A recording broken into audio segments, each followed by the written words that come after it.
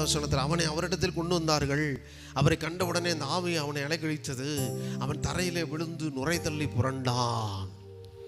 இப்போதான் அந்த 21லேருந்து 23 வரைக்கும் வாசிங்கன்னா, அவர் அவனுடைய தகப்பனை நோக்கி இயேசு கேட்டார், இது எவ்வளோ நாளுப்பா இருக்கு அப்படின்னு சொல்லி.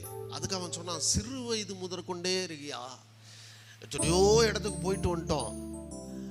அவன் தகப்பன் சொல்கிறான், சின்ன வயதுலேருந்து இருக்கியா, நிறையா இடங்களுக்கு போயிட்டோம், நிறையா பேர்கிட்ட ஜெபம் பண்ணிட்டோம், நிறையா காரியங்களை செஞ்சுட்டோம், நிறையா பொருத்தனை பண்ணிட்டோம், நிறையா காசு கொடுத்துட்டோம், எல்லாம் பண்ணிட்டோம், ஒன்றும் நடக்கலேன்னு சொல்கிறான் அந்த தகப்பன்.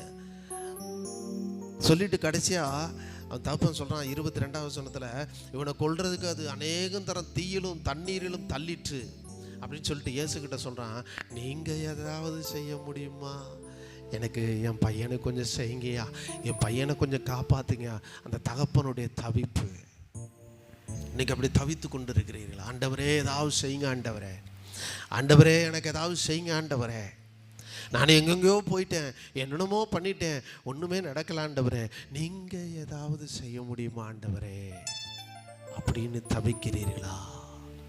நீ கர்த்தர் உங்களை பார்த்து சொல்கிறாரு, என்னால் முடியும் என்று நீ விசுவாசித்தால் எல்லாமே கூடும் என்று சொல்லுகிறார். சொன்னா ஏதாவது செய்ய முடியுமா? இன்னைக்கு அப்படிதான் உங்கள் மனநிலையே இருக்கு இல்லையா? உங்கள் மனசுலையும் அப்படி தான் நீங்கள் ஆண்டவர்கிட்ட சொல்லி, ஆண்டவரே ஏதாவது கொஞ்சம் செய்யுங்க ஆண்டவரே, நான் அப்படியே தப்பிச்சு பொழைச்சி போயிடுறேன், கொஞ்சம் இறங்கினீங்கன்னா நல்லா இருக்கு ஆண்டவரே, நான் அப்படியே பொழைச்சி போயிடுறேன்னு சொல்கிறீங்களா? அப்படிப்பட்ட மனநிலையில் இருக்கிறீங்களா? நீ கர்த்தர் உங்களோட தான் பேச விரும்புகிறார்.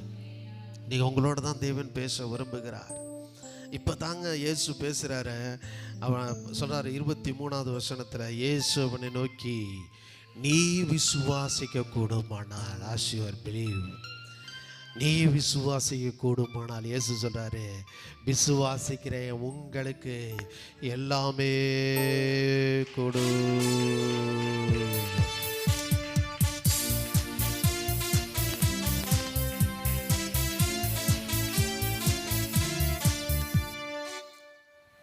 நீ கர்த்தர்ட்ட நீங்க கேட்டுக்கிட்டு இருக்கீங்க, ஆண்டவரே ஏதாவது செய்ய முடியுமா,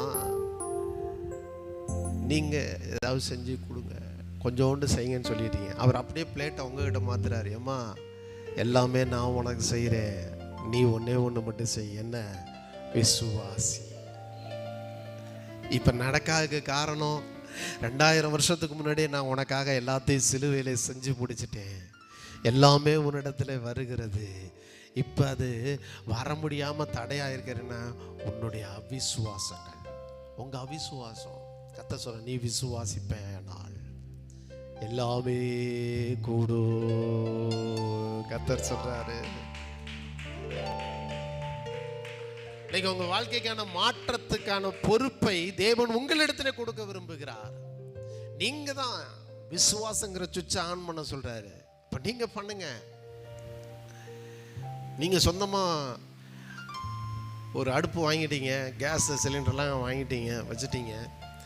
அங்கே போய் சிலிண்டரை, இப்போ நீங்கள் சாப்பாடு ஆக்கணும் அப்படின்னா சிலிண்டரை பற்ற வச்சு இது பண்ணிங்கன்னா அடுப்பு எரிஞ்சு என்ன செய்யும், சாப்பாடு செஞ்சிடலாம். அங்கே போய் உட்காந்துட்டு ஜெபம் பண்ணிகிட்டே இருந்தீங்க, நீங்கள் ஆண்டவரே எப்படியாவது இந்த கேஸ் அடுப்பை எரிய வையும் ஆண்டவரே அப்படின்னா கேஸ் அடுப்பு எரிஞ்சிருமா? நீங்கள் இப்போ சொல்கிறாரு, நான் எல்லாத்தையும் சிலுவையில் செஞ்சு முடிச்சிட்டேன்ப்பா, நீ விசுவாசிக்கிறியாத? நீ விசுவாசித்தால் எல்லாமே உன் வாழ்க்கையில் மாற்றங்களை கொண்டு வர உன்னால் முடியும்னு கர்த்தர் சொல்லுங்க.